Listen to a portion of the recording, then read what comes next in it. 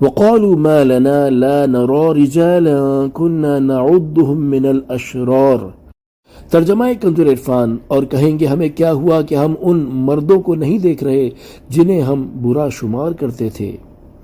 اتخذناہم سخریا ام زاغت عنہم الابصار، کیا ہم نے انہیں ایسے ہی ہنسی بنا لیا تھا یا آنکھیں ان کی طرف سے پھر گئی تھیں؟ ان ذلک لحق تخاصم اہل النار، بے شک یہ دوزخیوں کا باہم جھگڑنا ضرور حق ہے۔ تفسیر صراط الجنان، ان آیات کا خلاصہ یہ ہے کہ جب کفار جہنم میں غریب مسلمانوں کو نہ دیکھیں گے تو کفار کے سردار کہیں گے ہمیں جہنم میں وہ غریب مسلمان نظر کیوں نہیں آ رہے جنہیں ہم دنیا میں برے لوگوں میں شمار کرتے تھے اور انہیں ہم اپنے دین کا مخالف ہونے کی وجہ سے شریر کہتے تھے اور غریب ہونے کی وجہ سے انہیں حقیر سمجھتے تھے۔ پھر کہیں گے کہ کیا ہم نے انہیں مذاق نہ بنا لیا تھا جبکہ حقیقت میں وہ ایسے نہ تھے اور وہ دوزخ میں آئے ہی نہیں ہے۔ نیز ہمارا ان کے ساتھ استہزاء کرنا اور ان کا مذاق اڑانا باطل اور غلط تھا، یا ہماری آنکھیں ان کی طرف سے پھر گئی تھیں اس لیے وہ ہمیں نظر نہ آئے۔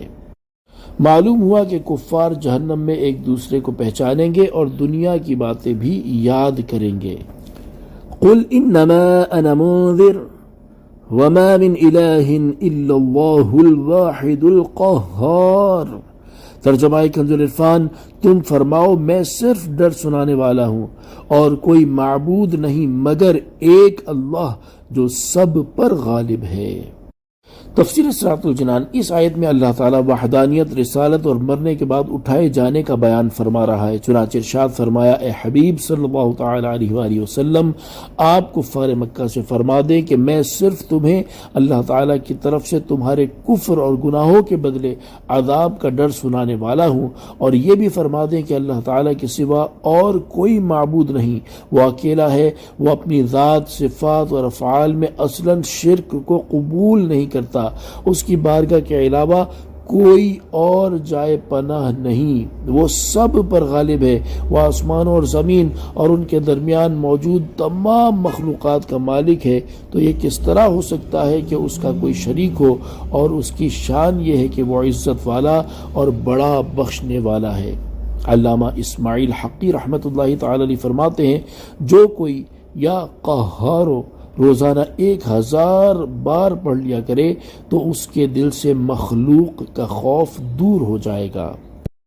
رب السماوات والارض وما بینہما العزیز الغفار۔ ترجمہ کنز العرفان، وہ آسمانوں اور زمین کا اور جو کچھ ان کے درمیان ہے سب کا مالک ہے، عزت والا، بڑا بخشنے والا ہے۔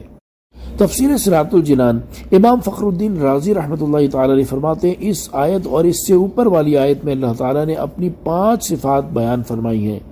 واحد، قہار، رب، عزیز، غفار۔ اللہ تعالیٰ کی وحدانیت وہ چیز ہے کہ جس کے بارے میں اہل حق اور مشرکین کے درمیان اختلاف ہے، چنانچہ اللہ تعالیٰ نے اپنی صفت قہار بیان فرما کر اپنی وحدانیت پر استدلال فرمایا، اور یہ صفت اگرچہ اللہ تعالیٰ کی وحدانیت پر دلالت کرتی ہے لیکن صرف اسے سن کر لوگوں کے دلوں میں شدید خوف بیٹھ جاتا، اس لیے اللہ تعالیٰ نے اس کے بعد اپنی 3 وہ صفات بیان فرما دی جو اس کی رحمت، فضل اور کرم پر دلالت کرتی ہیں۔ صلو علی الحبیب صلی اللہ تعالی علی محمد صلی اللہ تعالی علیہ وآلہ وسلم۔